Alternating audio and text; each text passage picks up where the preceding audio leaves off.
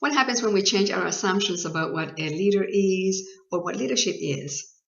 Well, it is said that when we change our assumptions and we change our paradigms, which is our mind map or our beliefs, if you want, then we change how we do things and how we approach situations. So let's look at leaders and leadership. It was said a long time ago in the old assumption that leaders were born nor made. Well, in reality, leaders are born twice.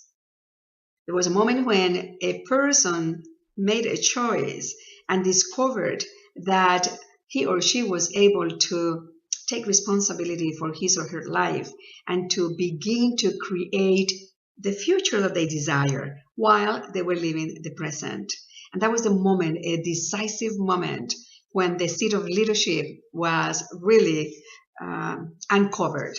So leaders are born twice. Number two, leaders know how to lead. Well, that's an old assumption, because really what happens is leaders know why they lead.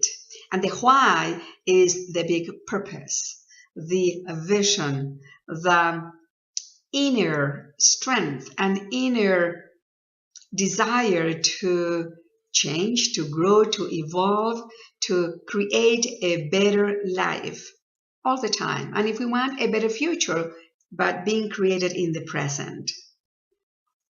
Number three is that leaders know how to motivate others and themselves. Well, the word motivation is interesting because motivation is being said comes from the outside. It's like something from the outside motivate us to move us to do something. Well, the truth is that leaders inspire themselves and others instead of motivate. And inspire, the word inspire comes from within, in spirit.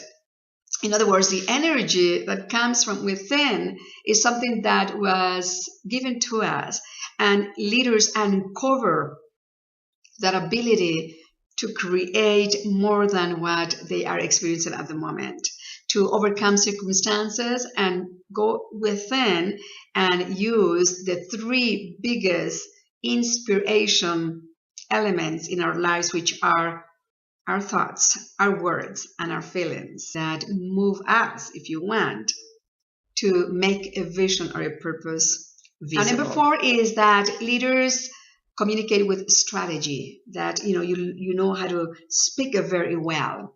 But very well doesn't mean that we speak with passion, because I've seen very polished speakers, but they don't bring any passion into it. And passion comes from that inspiration, from that inner, if you want, inner motivation. So leaders speak with passion. Now let's look at assumption number 5. Leaders should be people pleasers.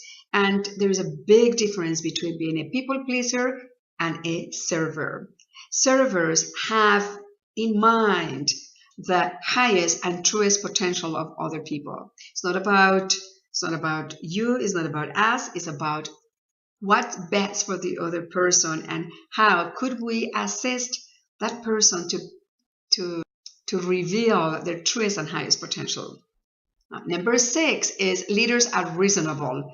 And reasonable means that they only do things that other people think is possible. No. Leaders are unreasonable, because we've seen a lot of examples of leaders that have done things that we could say, that was impossible. How could he do that? Perhaps you even are an unreasonable leader in that you've overcome a challenge and now you are doing something that other people have said to you that was impossible. And finally, that leaders manage time well. Well, in reality, what leaders know how to manage is energy. And when we're talking about energy, is that ability to reflect upon how they are feeling. Are they feeling frustrated, angry, anxious, overwhelmed? Or could they feel invigorated, engaged, focused, energetic?